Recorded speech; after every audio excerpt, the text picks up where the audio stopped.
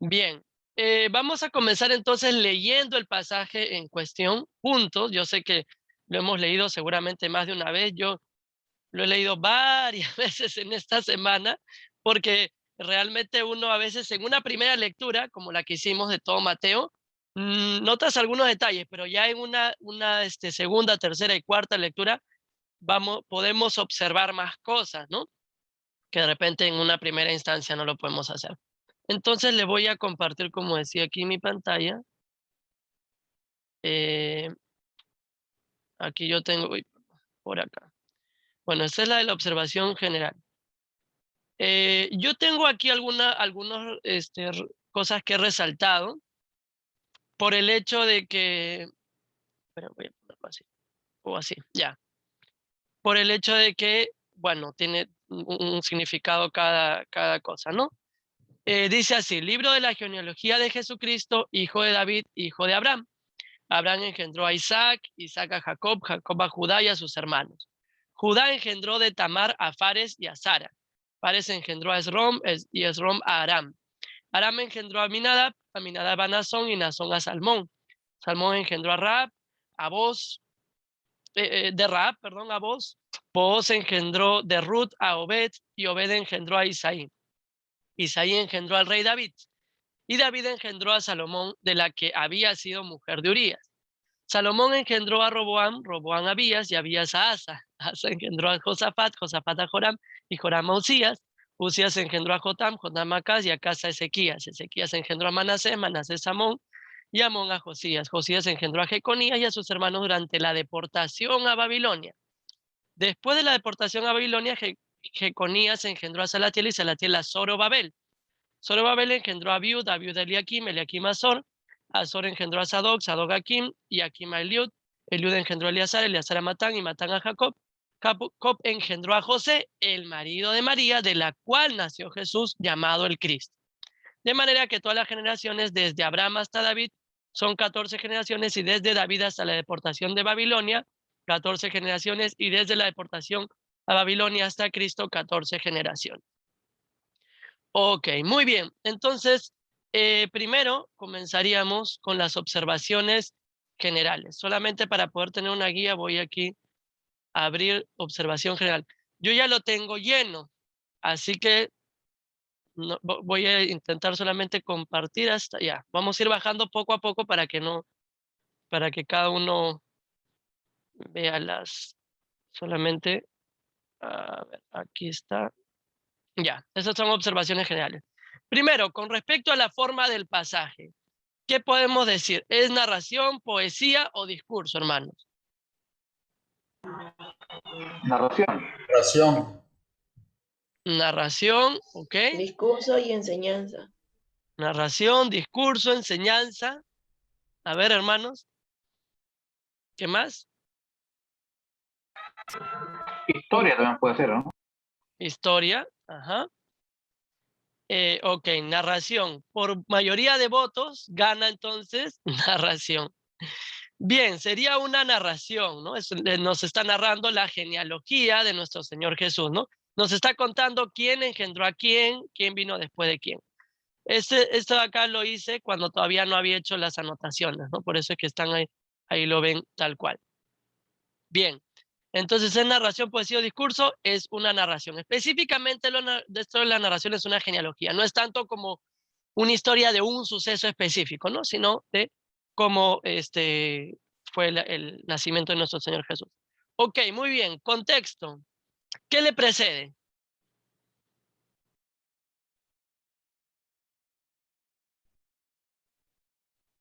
¿Qué hay antes de Mateo 1? El nacimiento. Malaquías. Hay un silencio total, ¿no? Hay un silencio de 400 años, ¿no? Entonces, claro, Mateo 1 es justo cómo comienza nuestro Nuevo Testamento. Yo puse, ¿qué le precede? El Antiguo Testamento, ¿no? Digamos, hablando digamos, el contexto literario. Ahora, ¿qué le precedería a lo que narra esto? Serían los 400 años de silencio que menciona el hermano Melvin. Aquellos que aún quizás no han completado el material pueden aprovechar en ir escribiendo, ¿no? Y los que tienen, que quizás pusieron otra cosa, Si consideran que hay que corregirlo, entonces pueden aprovechar y corregirlo. Ok, ¿qué le sigue? Luego de la genealogía, ¿qué sigue después?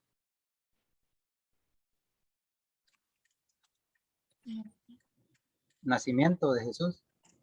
Ajá, muy bien, hermano Yusef, el nacimiento de Jesús, ¿no? Luego de esto viene el relato del nacimiento de Jesucristo, que lo vamos a ver más adelante, ¿no? Y vamos a estudiarlo más adelante. Ok, entonces lo que sigue sería el relato del nacimiento geográfico. Ambiente geográfico, ¿dónde ocurre?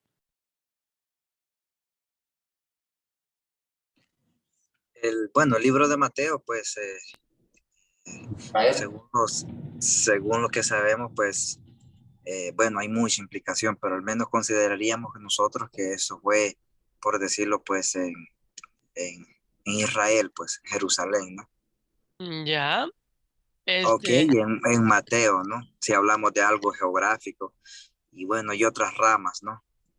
ajá, recordemos la otra vez nosotros habíamos hablado justamente que exactamente dónde se escribió Mateo no podíamos decir, la mayoría de eruditos, bueno, algunos de los eruditos consideran que fue en Antioquía, probablemente, pero no sabemos con exactitud porque Mateo no dice de dónde está escribiendo y nadie hace referencia a Mateo diciendo que escribe desde un sitio específico. Ok, pero está muy bien el aporte, ¿ya? A ver, alguien nos está escribiendo, dice... la narración dice, la hermana Clara dice, Jerusalén, luego fueron llevados cautivos a Babilonia. ¿Ok? Está hablando de, bueno, allá, en cuanto a la narración, yo puse aquí 3 puntos. ¿Por qué? Porque realmente no mencionan un lugar específico. Están hablando de quién engendró a quién. Entonces, Abraham tuvo varios viajes, incluso estuvo en Egipto. La nación bueno, de Judá fue llevada cautiva a Babilonia. Entonces, nombra varios lugares. No es una narración que ocurre en un lugar específico, como por ejemplo cuando se dice que Jesús entra a una sinagoga en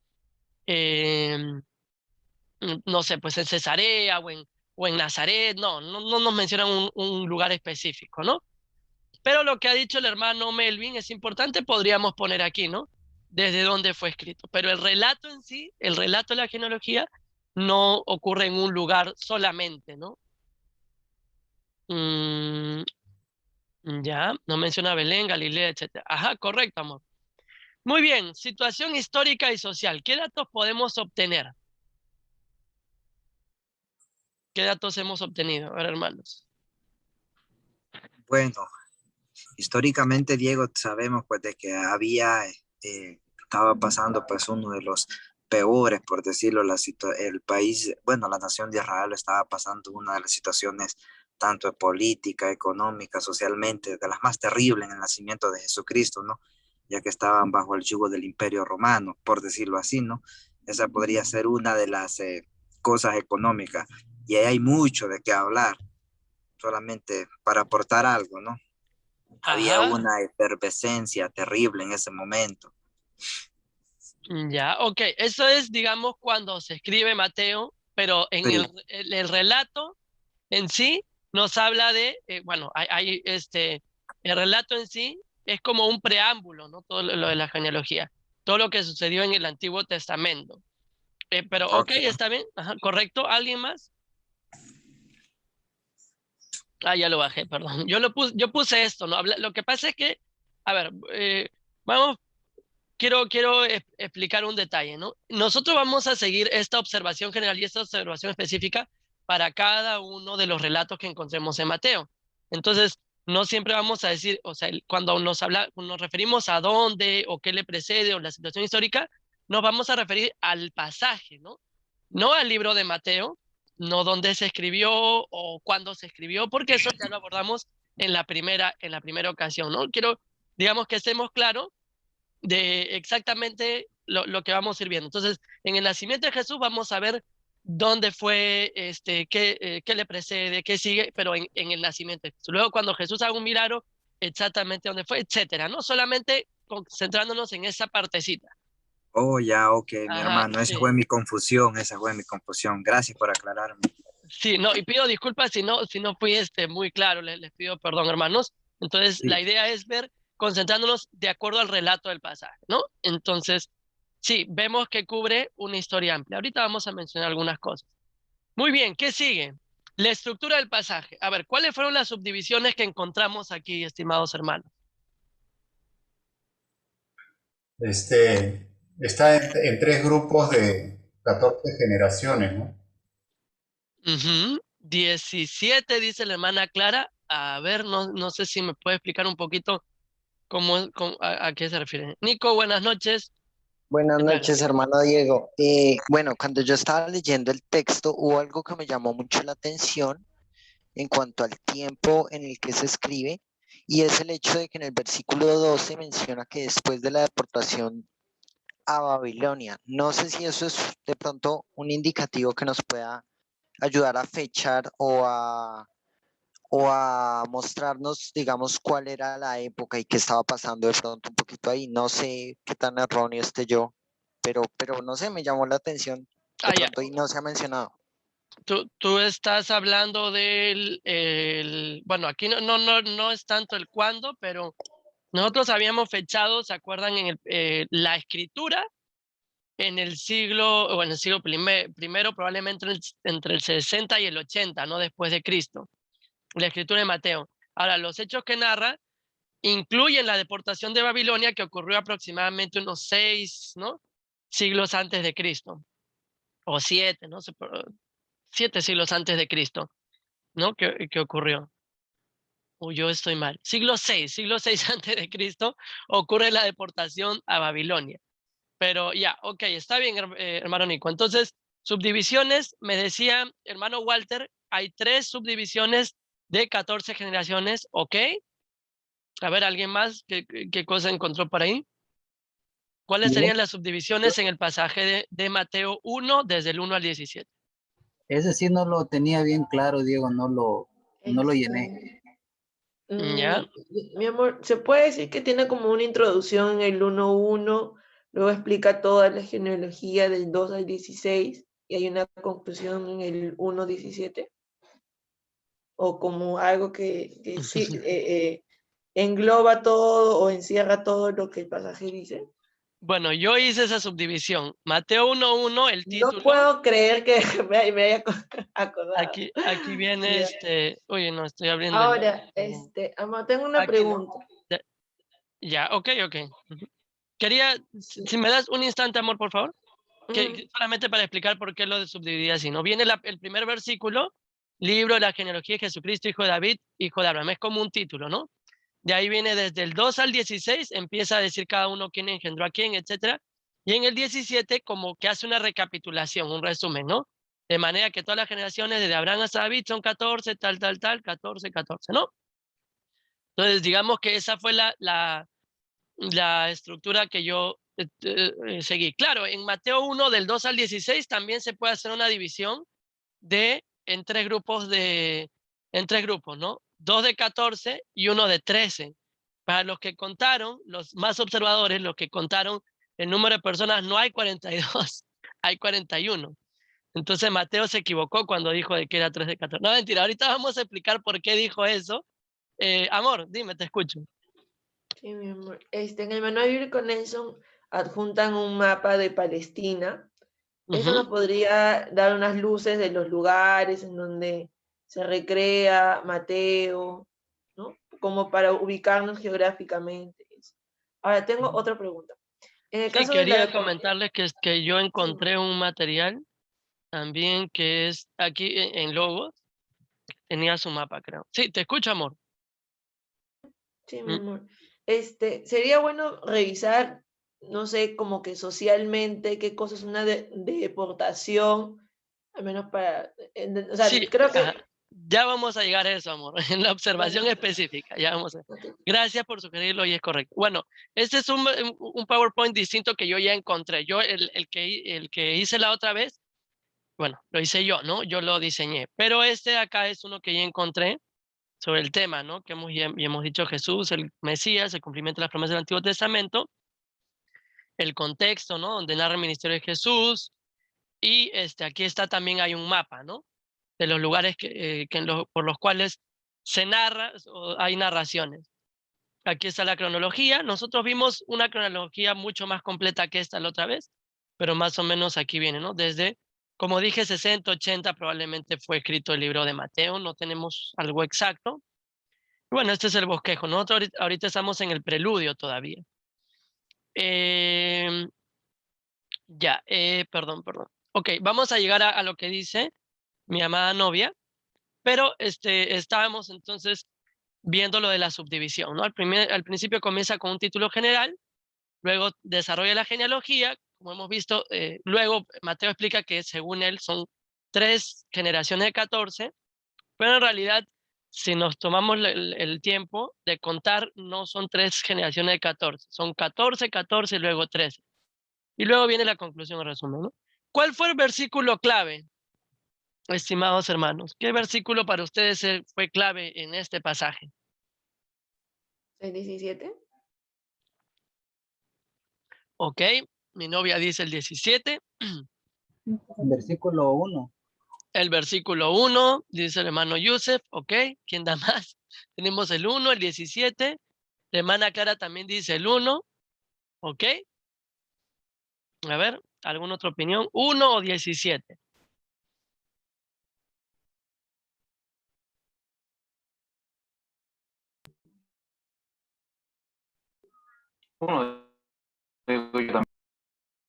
El hermano César también creo que dijo 1. Ok, por mayoría de votos entonces gana. No, mentira, yo también tenía el versículo 1. ¿Por qué? Porque el versículo 17, como digo, narra una conclusión y establece, ¿no? Las 14 generaciones, pero ya en el versículo 1 introduce varias partículas importantes que vamos a analizar nosotros hoy. Desde mi perspectiva, me parece que este versículo sería realmente el más importante, ¿no? El versículo 1, ¿no? Donde dice que lo que va a abordar justamente es la genealogía de Jesucristo. Y noten que dice hijo de David, hijo de Abraham. Esos nombres son importantes, muy importantes, cómo comienza el libro.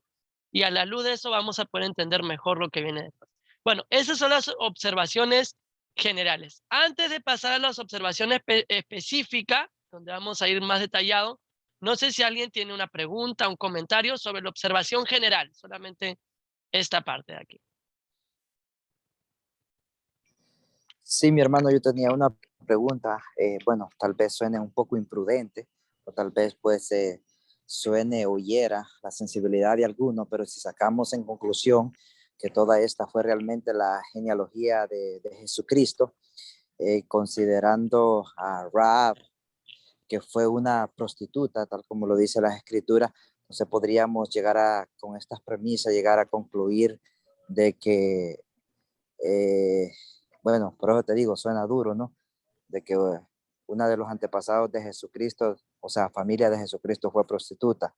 Bueno, Totalmente. por ponerlo de esa manera, ¿no? Ajá, y Mateo lo hace de Sí, manera deliberada, la incluye de sí, o manera sea, deliberada. Ajá.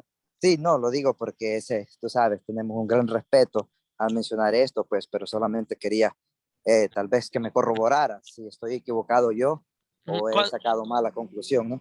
Sí, cuando habla de Rahab, está hablando de Rahab la ramera. Bien, sí, eso ya iría en lo que son. Ahorita vamos a hacer las observaciones específicas. Como dije, yo he hecho algunas anotaciones. Lo primero, aquí tenemos entonces la genealogía. Esta imagen también la he sacado de la aplicación Logos para que nosotros veamos. Como digo, si nosotros contamos, aquí tenemos 1, 2, 3, 4, 5, 6, 7, 8, 9, 10, 11, 12, 13, 14 hasta David. Correcto. Luego de Salomón, 1, 2, 3, 4, 5, 6, 7, 8, 9, 10, 11, 12, 13, 14 hasta Joaquín. Luego viene con Salatiel, 1, 2, 3, 4, 5, 6, 7, 8, 9, 10, 11, 12. Después de José y 13 sería Jesús, no 14. Entonces, ¿por qué? Todavía no podemos pasar esa parte porque eso ya es interpretación, pero es importante observar, ¿no? Estamos haciendo observaciones. Recuerden que en la etapa de observación solamente nos interesa saber qué dice el pasaje, no qué quiere decir, sino qué dice. Entonces, a eso estamos apuntando. Ok, lo primero que quisiera ver, bueno, palabras importantes. No sé si esto está en su material, palabras importantes. ¿Está en el material que les envié o yo lo he introducido? Porque hice algunas ediciones. Si no está, les pido perdón. Palabras importantes, por ejemplo, ¿cómo comienza? ¿Sí, hermanos? No estaba. Ya, ok. Sería bueno agregarlo en este caso, por lo menos, porque creo que es relevante al caso. Este es el libro de la genealogía. La palabra para genealogía es Génesis, ¿no? Que también puede significar origen o nacimiento. ¿Qué cosa era una genealogía? Aquí tenemos una definición un poco corta. Este material, si gustan, yo les puedo pasar. Es una lista de antecesores de una persona o una familia. Y aquí viene lo importante. La organización de Israel como nación hacía necesario guardarlas minuciosamente. ¿Por qué hacía necesario guardarlas minuciosamente? Porque el derecho a la sucesión al trono, al sumo sacerdote, a la dirección de una tribu, de un clan, de una casa patriarcal, la misma pertenencia al pueblo escogido, dependían de las genealogías. Y en este caso, hablando de Jesús, es importantísimo su genealogía porque era una forma de evidenciar, recuerden que los receptores son principalmente judíos, de demostrar que Jesús era el Mesías. Miren, ¿quiénes son sus antecesores? El pueblo de Israel, y vamos a ver que está Judá, a quien hay una promesa, está David, está Abraham, etcétera, ¿no? Para quienes habían promesas. Bien, ahora, hay algunas particularidades, antes de entrar a lo demás, ¿no? Hay algunas particularidades de esta genealogía. Hay algunas particularidades. Según leí, hay cerca de 25 genealogías en el Antiguo Testamento. Y en la gran mayoría de ellas siempre comienza la genealogía con el antecesor y luego los descendientes, ¿no? Por ejemplo, Abraham engendró a Isaac, Isaac engendró a tal. Siempre comienza así, ¿no? La genealogía. Y se dice genealogía de Abraham y viene su descendencia. Genealogía de Abraham y viene su descendencia. Genealogía de tal y viene su descendencia. Esta es una genealogía muy extraña. Porque aquí no dice, aquí dice genealogía de Jesucristo. En la genealogía nunca dice, en la genealogía del Antiguo Testamento, si ustedes se toman el tiempo, nunca dice el último descendiente, sino el principal antecesor. ¿Por qué? Porque en el Antiguo Testamento, bueno, y en general en la cultura judía, una persona adquiría cierto estatus dependiendo principalmente del antecesor. Era el antecesor el que le daba peso a la genealogía, ¿no? Entonces, tú decías genealogía de Abraham. Ah, ya mira, desciende de Abraham. Genealogía de David. Ah, mira, desciende del rey David. Pero aquí, Mateo comienza deliberadamente diciendo que la genealogía de Jesucristo. Lo pone a él al principio.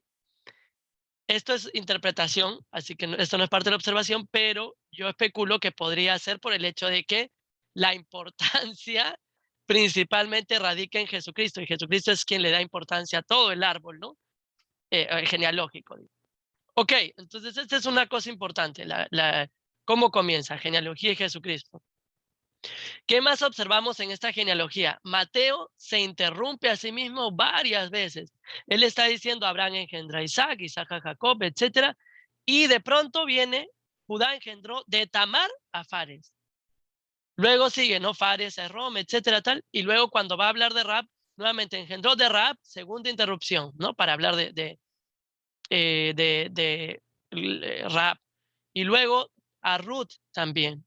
Y por último, extrañamente no dice Betsabé, sino la que había sido mujer de Urías.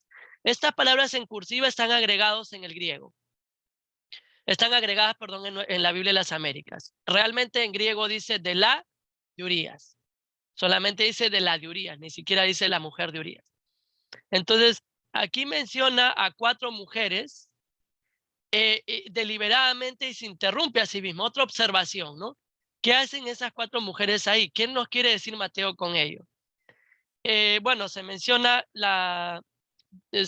también, como decía, ¿no? 14, 14, 13. Este 14 también es un número que Mateo utiliza a propósito y lo señala 3, ¿no? En 3 ocasiones, 14, 14, 14. Debe significar algo también. Estamos haciendo solamente observaciones, ¿no? No estamos intentando todavía no interpretar. Observaciones. Bien. Ok, entonces vamos aquí a lo que se menciona, ¿no? La genealogía. Luego vienen los personajes. Eso sí lo tiene. Cuando dice quiénes, ¿qué pusieron ustedes? estimados hermanos?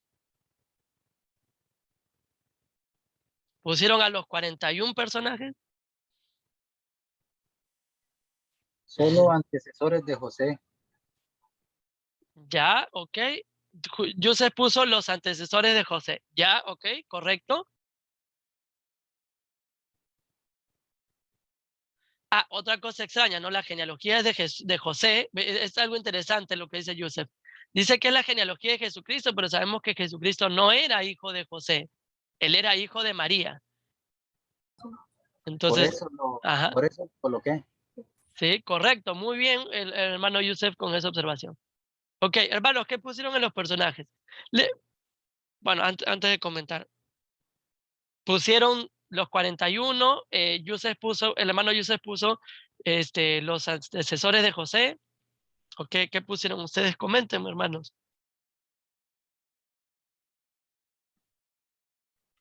Amor, yo puse Abraham, Isaac, Jacob, Judá, Tamar, y Los 41. todos los mencionados. No, solo le he puesto puntos suspensivos y hay todos los que se Ya, mencionan. ok. La hermana Clara puso Jesucristo, Abraham y David. Ok, correcto, porque ella pone los tres principales, los que aparecen en el primer versículo. Sí, yo comencé con ellos. Jesucristo, luego Abraham y luego David. Y luego puse los demás. Ok. Yo estuve buscando en el diccionario, en los diversos diccionarios, y cada uno tiene aquí, cuando les mande el material, cada uno tiene una nota a pie de página que está aquí, ¿no? Para que, de la fuente que lo he sacado cada uno. Jesucristo es el personaje principal. Abraham. ¿Por qué se nos habla aquí de Abraham?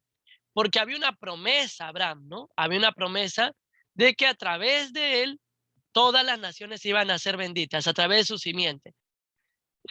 Mateo no lo dice explícitamente, pero si lo menciona, debe ser por el hecho de que, como explica Pablo después en Gálatas, ¿no? A través de Abraham iba a venir la bendición para todas las naciones. En tus simientes serán benditas todas las naciones. Pero bueno, acá hay una pequeña definición de quién fue Abraham.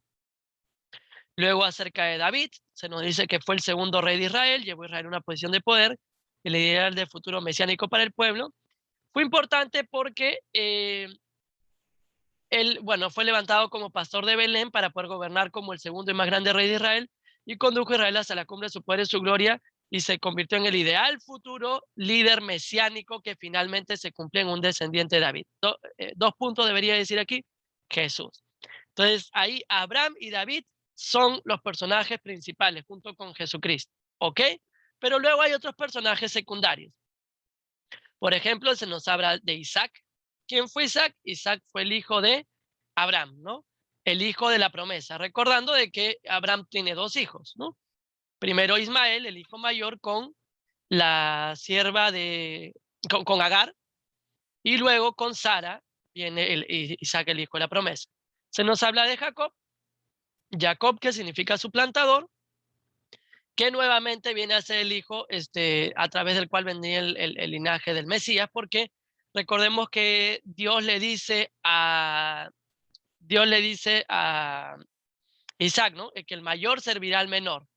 Entonces estaba el hecho de que Jacob iba a ser el que iba a tener preeminencia.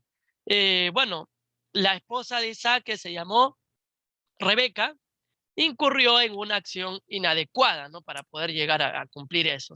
Nosotros ya sabemos toda la mentira, y bueno, Jacob se prestó para ello, etcétera. Y bueno, aquí en esta lista hay bastantes pecadores, pero vemos como Dios nos muestra que Jesucristo eran los patriarcas. Ajá, correcto, amor. Eran los patriarcas, ¿no? Abraham, Isaac y Jacob. Cuando se habla de Abraham, Isaac y Jacob, ellos son los patriarcas. Jacob cambia su nombre a Israel, que significa el que lucha contra Dios, ¿no? Bien, aquí hay un poco más de cosas que estuve averiguando sobre Jacob, como para que nosotros también tengamos más contexto. Bien, otro personaje que se menciona aquí es Judá. Algo importante sobre Judá es que se le dice a él que el cetro no se apartaría de Judá ni el legislador de entre sus pies hasta que viniera Silo, ¿no? Esto aparece en Génesis 49, 8 al 12. Ustedes de ahí lo pueden leer. Y claramente está haciendo referencia a que de la línea de Judá iba a venir, por supuesto, Jesús.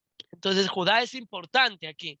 Se menciona no de manera aleatoria, sino que es importante porque Jesús tenía que venir a través de la línea de Judá. Hermano Melvin.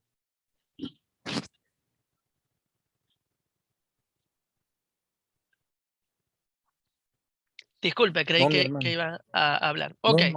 no, escuchando nomás. Sí. Tanto es así que luego se dice de Jesús que es el león de la tribu de Judá, ¿no? Eso se dice en Apocalipsis 5:5. Esto lo vamos a subrayar, ¿no? El león de la tribu de Judá. Bien, luego viene Tamar. ¿Por qué? La próxima semana vamos a responder esas preguntas. ¿Por qué aparece Tamar? Pero quiero resaltar algunas cosas importantes sobre Tamar.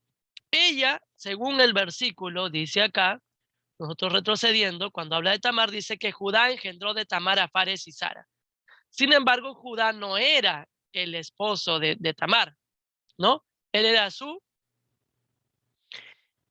suegro. Tamar era esposa del hijo de Judá, que creo que lo puse por acá, perdón un momentito. Aquí está, ¿no? Ella era mujer de que era hijo de Judá. Durante su viudez y por su unión con su suegro vino a ser la madre de Fares y Zara. Recordemos que en esa época estaba la costumbre de que si, por ejemplo, un hijo no dejaba descendencia, moría porque murió entonces su hermano Onán debía, digamos, engendrar hijos con ella que serían contados a nombre de su hermano. Onán no cumplió con ese deber y ella se disfrazó de prostituta y Tamar Judá la tomó como mujer, se llegó a ella y luego se enteró de que realmente no era una prostituta, sino que era su, ¿cómo se dice cuando la esposa de tu hijo? No era, mi Nuera. amor. Se enteró, muchas gracias, amor. Se enteró que era su nuera. Ya estamos viendo algunas cosas interesantes, ¿no? Con respecto a estas mujeres. ¿Por qué? Porque Rahab también tenía algo que ver con lo sexual, porque ella fue una prostituta cananea. De repente esta imagen les hace recordar algo, ¿no? Ella vivía en la muralla de Jericó. Acogió a los... ¿Sí, hermano?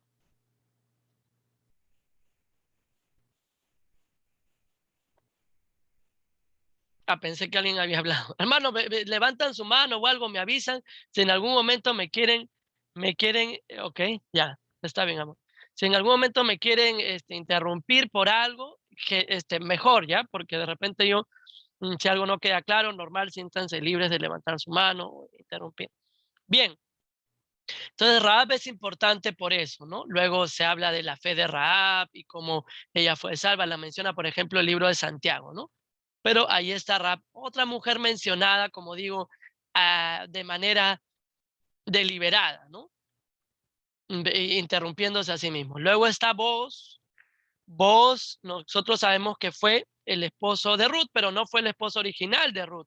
Ruth al principio se casó con Malón, que era hijo de Elimelech y Noemí, ¿no? Sabemos que muere su esposo Malón, entonces Ruth queda viuda.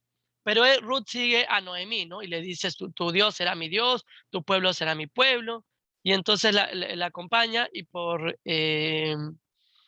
esas cosas de la vida, bueno, aquí está la narración, ¿no? No le estoy leyendo todo porque una cuestión de tiempo, pero ustedes van a tener oportunidad de leerlo más detenidamente. Yo estoy intentando resumir la historia. Seguro alguno de nosotros la conoce, entonces esto es a modo de repaso. ¿Dónde me quedé? Ruth llega a los campos de Booz y resulta de que ella tenía un pariente cercano, como hemos descrito la costumbre anterior, que un pariente cercano podía llegarse a ella para poder ser como que el progenitor a nombre del hermano o a nombre del pariente que murió, ¿no? Eso es lo que en hebreo se llama Goel, el pariente redentor. Y Booz viene a actuar como ese pariente redentor, ¿no? Que se une a ella para poder redimir o rescatar el hecho de que ella tuviera una descendencia. Por cierto que el libro de Ruth tiene un relato un poquito extraño en el cual Ruth se echa se echa a los pies de Booz. Y algunos han interpretado eso también como con un aspecto sexual. Algunos dicen, no, era costumbre de esa época, etcétera, y otros creen que hay un aspecto sexual. Bueno, eso está abierto al debate, no es el objetivo de Mateo hablar de eso, pero la nombra deliberadamente por alguna razón. Luego está Betsabé. He puesto aquí un asterisco porque no aparece su nombre, ¿no? Solamente dice la de Urías. Y Betsabé, aquí está el significado de la palabra Bathsheba, que es hija de juramento, era la mujer de Urías realmente, pero obviamente, bueno, sabemos la triste historia. David estaba en el tiempo en que salen los hombres a la guerra, paseando por su terrado y la ve y entonces dice, tráigamela, y tiene relaciones sexuales con ella, no siendo su esposa. Luego intenta tapar su pecado, llamándolo a Urías y haciendo que tome, y luego una serie de vicisitudes. Urías se niega, entonces lo envía a lo recio de la batalla. David manda que vaya a lo recio de la batalla. Eso se llama homicidio intelectual, ¿no? Él fue prácticamente el que orquestó que él muriera. Después de eso, el hijo que nació, bueno, inmediatamente, fruto de esa relación adúltera, falleció. Sin embargo, por la gracia y la misericordia de Dios, luego del arrepentimiento de David, ellos tuvieron un hijo, que fue Salomón, ¿no? Que aparece aquí. Bueno, aquí he hecho una especie también de resumen de quién era Urías. Y bueno, luego viene Salomón, que fue el hijo de David, sucesor al trono y el último rey del Reino Unido, cuando Judá e Israel todavía no se separaban. Recuerden de que luego de Salomón se separa con Roboam y Jeroboam, uno al norte y uno al sur, ¿no? Al norte el reino de Israel, al sur el reino de Judá. Bien, hay otro personaje muy interesante del cual yo antes lo había pasado así por alto, pero está aquí, Zorobabel. ¿Quién fue Zorobabel?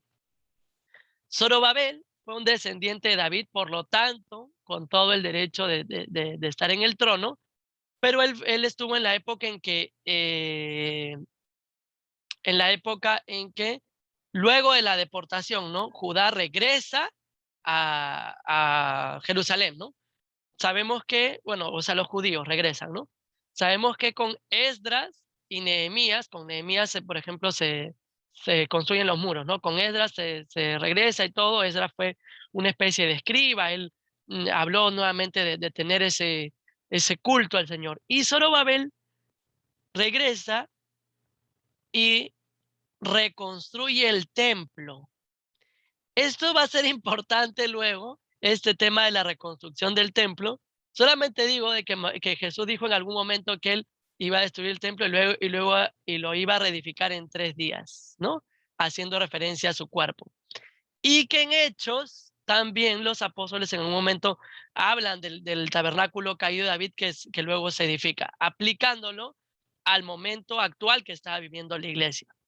Bien, Zorobabel en ese sentido, dice este pasaje, según este pasaje, vamos a retroceder, perdón, hermanos, que Zorobabel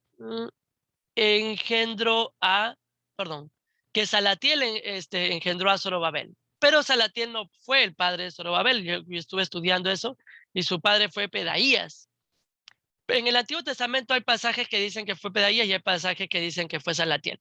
Pero no es una contradicción realmente. Puede que Salatiel sea otro nombre de Pedaías, puede que Salatiel, bueno, se menciona que Salatiel, perdón, era hermano de Pedaías. Puede que haya muerto Pedaías, entonces Salatiel vendría a ser como lo que hemos visto ya, ¿no? El hermano que se llega a la esposa del hermano muerto para poder preservar esa descendencia. O también puede ser de que fuera su tío y en cierta forma lo llamaran como su hijo, porque en el Antiguo Testamento había esa costumbre, ¿no? Y hemos visto que incluso a los abuelos o a los bisabuelos se les llamaba también padres. Entonces, solamente para aclarar ese detalle, si alguien dice, no, la Biblia se contradice, no se contradice, ¿no? Hermano Walter, ¿iba a comentar algo? Sí, yo envío un comentario, bueno, más o menos lo que ya dijiste, que es como que adoptó a su sobrino, ¿no? Y por eso queda resuelta esa pregunta, ¿no? Ajá. Sí, muchísimas gracias, hermano Walter. Correcto. Ok, luego viene como dije, yo solamente he puesto lo más importante porque hay personas de las cuales la Biblia no dice mucho, entonces no podemos tampoco, ¿no? O sea, considerar. Bien, José. José, Her- sí, hermano. Hermano Diego, bueno, antes de que pases a la siguiente fase, si no aprovecho ahorita, pues creo que me voy a quedar con todo este montón de cosas. Bueno, Ujú, realmente yo tengo miles de preguntas, muchas, pero antes de que prosigas, mi hermano, si no te pregunto hoy, pues creo que ya no vuelvo a tener otra oportunidad. ujú, Ok, cuando estabas mencionando pues el caso de Jacob junto con su suegro Labán, la pregunta sería, Diego, ¿por qué Labán siguió a su hija y a Jacob para quitarle las estatuillas que le llaman? O sea, ujú. ¿qué significado tenían eso? Segundo, la segunda pregunta sería, mi hermano Diego, ¿fue Zorobabel un líder más que todo político, no así como el caso de Esdras, que fue un sacerdote, y Nehemías, pues que fue el copero, ¿no? Y la Ujú. tercera, sí, claro, y la tercera pregunta fue cuando Ruth se quería, por decirlo así, endamar con vos, se supone que se presentó una persona que estaba más cerca Ujú. Pero no a Ruth quiso, para casarse. correcto. Ujú. Es verdad entonces. Sí, Ok, pero eso no, era no todo. quiso, sí. Ajá. Sí, Okay. en cuanto a esos temitas, yo creo Gracias, que, mi pues, Diego. sí, gracias, hermano. Yo creo que de repente los podemos abordar después de las 8 porque nos estamos entrando aquí. Solamente, bueno, entender que Labán era idólatra y, bueno, Zorobabel sí, más que nada tenía un liderazgo político, ¿no? Más que religioso. Es esos detalles, ¿no? De repente podemos comentar un poco después porque la idea es como que, ¿no? Tratar de sentarnos aquí. Pero está bien, muchas gracias, hermano Melvin, por la pregunta. ¿Era un hombre justo, José? Bueno, sabemos de que José, eh, en este caso, fue el esposo de María. Entendamos que cuando dice la Biblia de que María estaba desposada con José, no significa que eran, bueno, que en ese momento se habían casado, ni eran como lo que actualmente nosotros llamamos novios. En la cultura judía, el hecho de estar desposado era un paso anterior al matrimonio, pero ya implicaba un compromiso, donde la siguiente etapa era el matrimonio. Entonces, donde ella realmente no estaba, entre comillas, casada, ¿no? Prácticamente no podía llegarse a otra persona ni nada. Entonces, a raíz de que iban a ser Jesús sin ellos tener relaciones, entonces mm, José por eso reacciona de esa manera, que quiere dejarla, cuando pudo haber hecho de que la apedreen por fornicación, pero un ángel le revela, ¿no? Eso lo vamos a ver más adelante, no quiero hacer spoiler aquí. Bien, bueno, María ya sabemos, la madre de Jesús, ella tiene una importancia bastante interesante que luego, como va a volver a aparecer, vamos a mencionarla. Circunstancias, uy, no, lo bajé, creo. Ya. ¿Cuándo ocurre el acontecimiento? ¿Qué pusimos aquí, hermanos?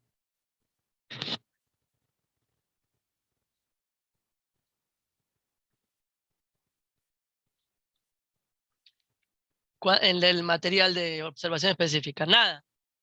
¿Cuándo ocurre el acontecimiento? Bueno, yo particularmente puse aquí, como digo, aquí no es que haya como yo lo puse la respuesta correcta. O sea, yo les cuento lo que yo puse, pero estamos en grupo, ¿no? Cada uno puede corregir o puede, digamos, ayudar a que sea más completo. Yo, por ejemplo, en las circunstancias puse de que era todo el Antiguo Testamento, porque estamos hablando de la genealogía.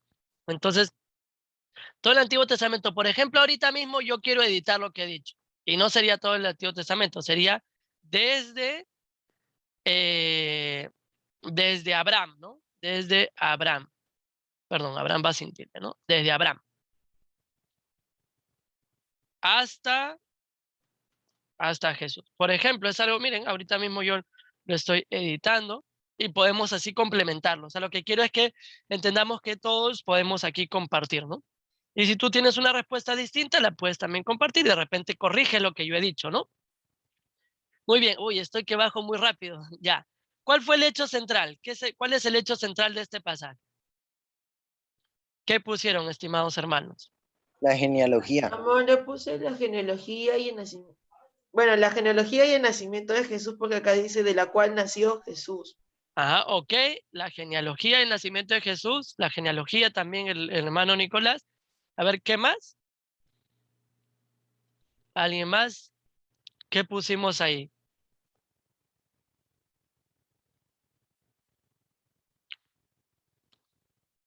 Yo puse el nacimiento de Jesús, pero podemos aquí, ¿no? Nacimiento de Jesús indicando su genealogía, ¿no? Ese sería el acontecimiento importante aquí, ¿no? La persona principal es Jesús. Y lo que se trata de mencionar en la genealogía es justamente de dónde vino y por qué tiene por eso el derecho, ¿no? A ser el Mesías, el que iba a rescatar al pueblo. Uy, estoy que avanzo muy rápido. A ver, ya. No, estoy que ya se vio mi respuesta. Bueno, ya. Por ejemplo, ¿cómo se produce este hecho? Yo he puesto siguiendo la genealogía real, pero como digo, a ver, ¿qué cosa pusieron ustedes? De repente lo podemos editar aquí y trabajamos juntos. Nosotros con mi esposa pusimos se desarrolla desde Abraham hasta José de forma narrativa y resumida. Ya. Ok, sería hasta Jesús, creo, ¿no? Porque termina con Jesús. Pero ya, ok. Siguiendo la genealogía real, desde... Ah, bueno, esto ya lo puse aquí en realidad, ¿no? Desde Abraham hasta Jesús. Como bien dice el hermano, que es correcto, en forma resumida. Sí, porque cuando uno compara las otras genealogías no coinciden.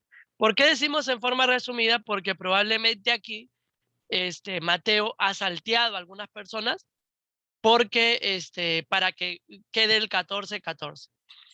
Muy bien, ok. ¿Por qué? ¿Por qué sucede esto? Por ejemplo, yo puse porque Jesús debía ser el Mesías, ¿no? O sea, ese es el objetivo, digamos, ¿no? En este pasaje, resaltar que Jesús tenía el derecho a ser el Mesías, el rey de Diego, Israel. ¿Sí? hay que decir quizás porque reafirma, como tú bien lo dices, el tema de que es descendiente de David, que eso era una profecía. Ajá, vamos a poner hijo, el descendiente de David, ¿no? Correcto, descendiente de David y de Abraham, aunque los demás también están ahí por razones importantes, como hemos dicho. Ok, con eso hay algunas cosas más que yo borré porque se aplica más cuando es una historia, ¿no? Sin embargo, hay algunas preguntas que yo no respondí porque, como digo, se refiere más a un relato que a una genealogía. No se puede aplicar todas las preguntas siempre. Bien, un tema que mencionó mi amada novia era el hecho de la deportación. Creo que ya lo explicamos, ¿no? Que fue cuando, sí, cuando Judá fue llevada cautiva, ¿no?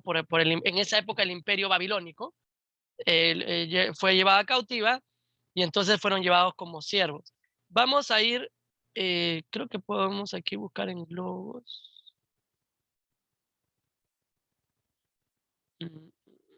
Quiero que esto esté aquí para darle importancia. ¿Cómo hacemos para que aparezca solamente?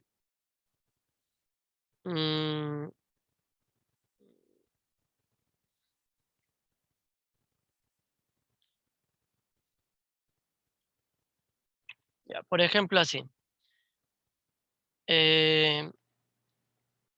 Ya. Listo. Entonces aquí tenemos, quiero ver Mateo capítulo 1. Ya.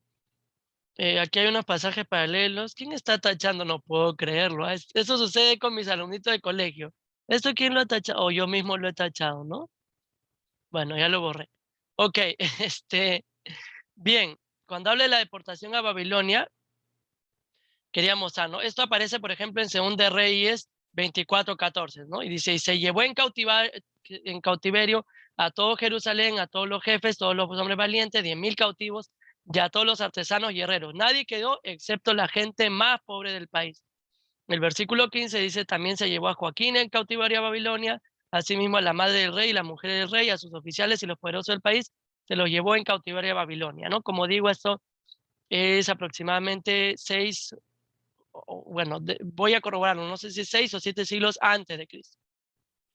Aquí hay algunos pasajes, si desean anotarlo, ¿no? Jeremías 27:20, que narran esto de la deportación a Babilonia. Bien, básicamente, sí, ok. Básicamente esas han sido las observaciones. Quería comentarles algo, estimados hermanos, antes de continuar con aquellos que puedan, porque sé que algunos solamente tienen tiempo hasta las 8. Hemos considerado que con mi novia el tiempo de 1 hora no es suficiente, ¿no? Hay cositas que quedan. Por ejemplo, ahorita estamos solamente en observación general y específica. Aún falta la interpretación y la aplicación. Entonces estábamos pensando si podemos extenderlo a 1 hora y media, de 6:30 a 8. Si algunos ingresan un poquito tarde, ¿no? Es comprensible, como por ejemplo la semana pasada un hermano me dijo, bueno, yo tengo que salir anticipado, pero quería saber su opinión o rápidamente quiénes podrían para hacer de 6:30 a 8.